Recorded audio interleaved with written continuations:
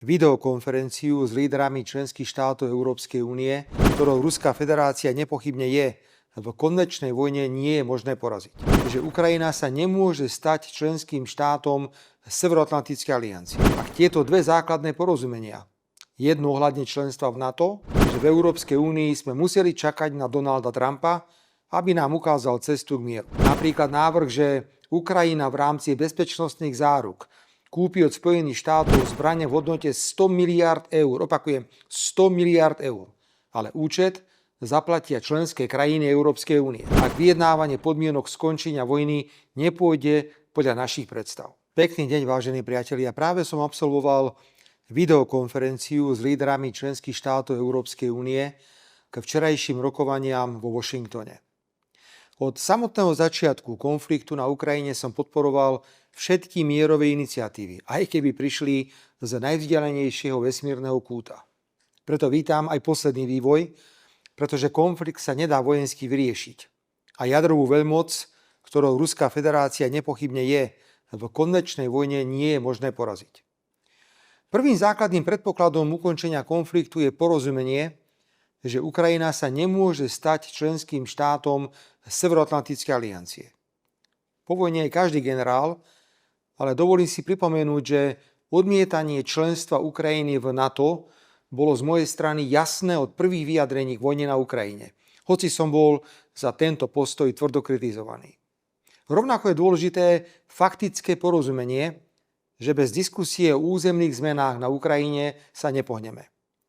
Ak tieto dve základné porozumenia, jedno ohľadne členstva v NATO a druhé o vojensky kontrolovaných územiach, budú viesť k prímeriu a k ukončeniu nezmyselného zabíjania Slovanov, proces otvorený americkým prezidentom bude treba považovať za jeho obrovský osobný úspech.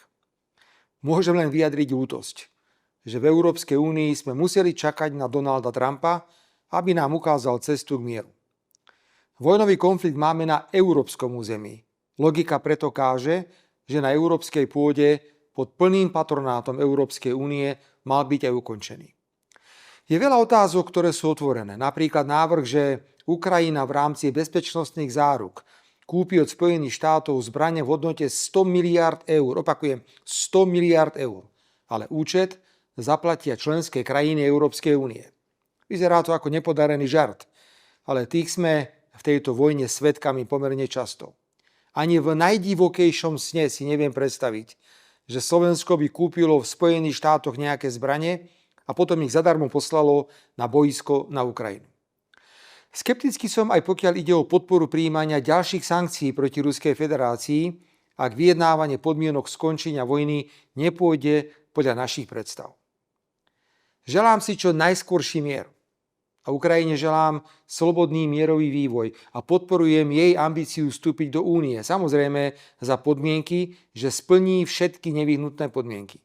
Rovnako mám záujem na normálnych susedských vzťahoch s touto krajinou.